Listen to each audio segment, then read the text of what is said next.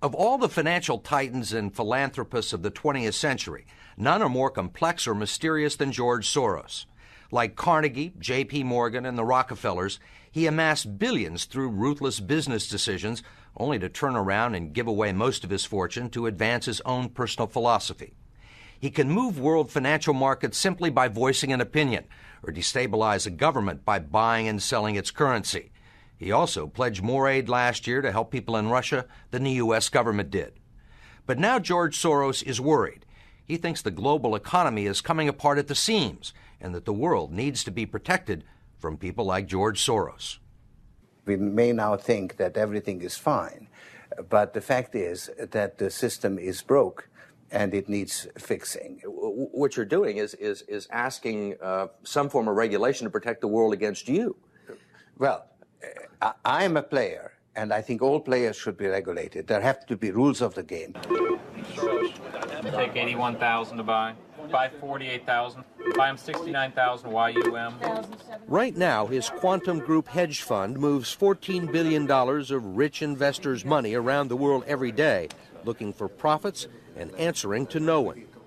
Soros makes huge bets on whole countries and economies. Last year, when he saw cracks in the Asia boom, he began selling the currency in Thailand. Traders in Hong Kong followed suit, triggering a financial crisis that plunged much of Asia into a depression. In the last 2 years, you've been blamed for financial collapse of Thailand, Malaysia, Indonesia, Japan, and Russia. All of the above. All of the above. Yeah. Are you that powerful? No, I think there's a great misunderstanding. The Prime Minister of Malaysia said that the region spent 40 years trying to build up its economy, and along comes a moron like Soros with a lot of money, and it's all over. He called you a criminal. It's easier for him to blame an outside force than to admit that they were mismanaging their economy and their currency. The French finance minister talked about hanging speculators from lampposts. Soros says the Asian currencies would have collapsed even if he hadn't been in the market. They were overvalued. He says people tend to follow his lead because he's been so successful. I think that I've been blamed for everything. I am basically there to make money. I cannot and do not look at the social consequences of what I do. This man is a carnivore of the first order. Jim Grant is the editor of Grant's Interest Rate Observer and one of Wall Street's most respected analysts. He never tires of watching Soros, in part because of the huge bets he's willing to place on his hunches. He has always amazed the people he's worked with at his audacity and his willingness to back up his commitments with enormous sums of money. It causes the blood to drain from ordinary mortals' faces. Like risking $2 billion in Russia. When the Russian market began falling apart in August, Soros was the country's single largest investor. He called the U.S. Treasury and asked Uncle Sam for $7 billion to prop up the ruble. When U.S. officials failed to intervene, Soros wrote a letter to the Financial Times of London saying he thought the Russian currency should be devalued by as much as 25%. A few words from Soros were enough to cause panic selling that fueled the crash. What's it like to have a statement that you make have such serious, grievous consequences? I mean, you can, it looks to me like in a number of situations you can take a position against a currency or make a statement, and the whole country falls apart. Well, it's a tremendous sense of responsibility, actually. And it's also a humbling experience because I am actually trying to do the right thing, and sometimes what I do has an unintended negative consequence, as it did in Russia. For both the Russian middle class and for Soros, who lost his $2 billion. Whatever his motivations, no one can accuse him of greed. He's backed away from the day-to-day operation of his businesses and is giving away his billions now with the same determination that he made them in places like Haiti, a country that has less money in the bank than he does. Last month, he brought the First Lady with him for a look at some of the projects his foundation is funding. This is Mr. George Soros, and he's going to be helping the hospital. This year, Soros plans to give away almost $500 million around the world. In Bosnia, when the water supply to Sarajevo was cut off at the height of the siege, it was Soros who wrote a check to jury-rig a pipeline through an abandoned highway tunnel. $5 million up front can be more valuable than $50 million a year or two later. Ambassador Richard Holbrooke brokered the peace in Bosnia. At one point, after the Dayton peace agreements in Bosnia in 1995, for a considerable period of time, George had given more money to implement the peace agreements than the U.S. government had. He just could move that fast. In Russia, he pledged $100 million to help scientists who might otherwise have sold their expertise to bidders like Iran or Iraq. In Eastern Europe, he's educated a new generation. And in Ukraine, he spent millions retraining the old Soviet military. At the center of George Soros, there's an inherent contradiction. Which is? Which is, on one hand, you're the capitalist who does not care about the social consequences of his act, and on the other hand, you are a philanthropist who cares only about social consequences. How do you resolve the two? Recognizing that as a competitor, I've got to compete to win. As a human being, I am concerned about the society in which I live. Which George Soros am I talking to now? The amoral George Soros or the moral George Soros? It's one person. It's one person who at one time engages in amoral activities and at the rest of the time tries to be moral. To understand the complexities and contradictions in his personality, you have to go back to the very beginning, to Budapest, where George Soros was born 68 years ago to parents who were wealthy, well-educated, and Jewish. When the Nazis occupied Budapest in 1944, George Soros' father was a successful lawyer. He lived on an island in the Danube and liked to commute to work in a rowboat. But knowing there were problems ahead for the Jews, he decided to split his family up.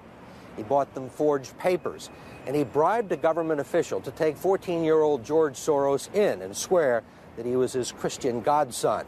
But survival carried a heavy price tag. While hundreds of thousands of Hungarian Jews were being shipped off to the death camps, George Soros accompanied his phony godfather on his appointed rounds, confiscating property from the Jews. These are pictures from 1944 of what happened to George Soros' friends and neighbors.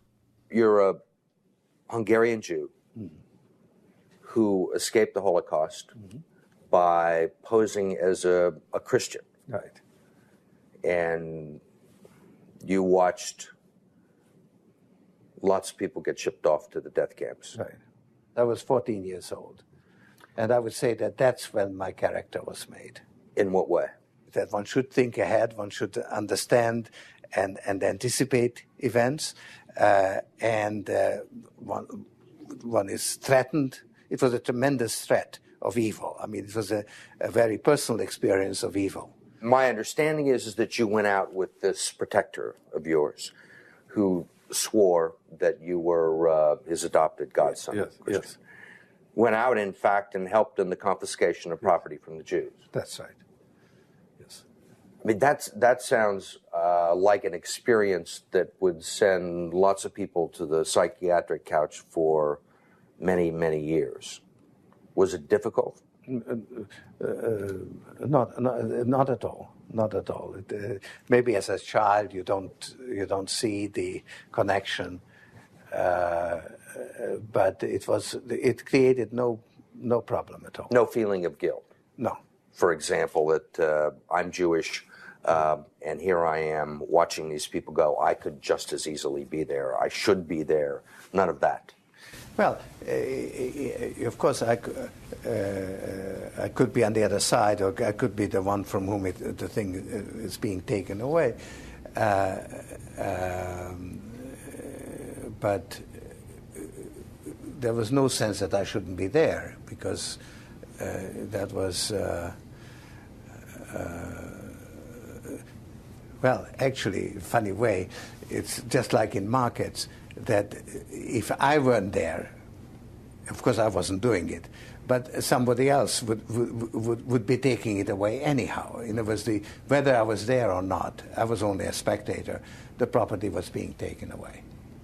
So I had no role in taking away that property. So I had no sense of guilt. Are you religious? No. Do you believe in God? No. Soros told us he believes God was created by man, not the other way around, which may be why he thinks he can smooth out the world's imperfections. When we went with him to Ukraine, he was treated like a visiting head of state and was received by the president. Then he was received by the prime minister and finally the central bank. 20% in cash. They even allowed him to look at the books and asked him for advice. Lots of people want George Soros' advice. Most recently, South African President Nelson Mandela. Actually, President Mandela asked me, how could South Africa protect itself against speculators like you? And I told him, I wrote him a memo, trying to give him the best advice I could, how to reduce the exposure of South Africa to speculative attack. That's the old stop me before I kill again approach, right? Well, you're telling this is what you can do to stop me. Whether I or somebody else does whatever is happening in the markets, it really doesn't make any difference to the outcome. I don't feel guilty because I'm engaged in an amoral activity which is not meant to have anything to do with guilt. Part of the reason he is so rich is that the Soros hedge funds operate offshore in the Netherlands Antilles to avoid scrutiny by the Securities and Exchange Commission. So even while Soros tells Congress and the Treasury that hedge funds must be regulated to stop the global crisis, he's avoiding the rules. Why is it that Americans can't invest in the quantum fund? It's an offshore fund. Why is that? Because the fund is not registered with the Securities and Exchange Commission.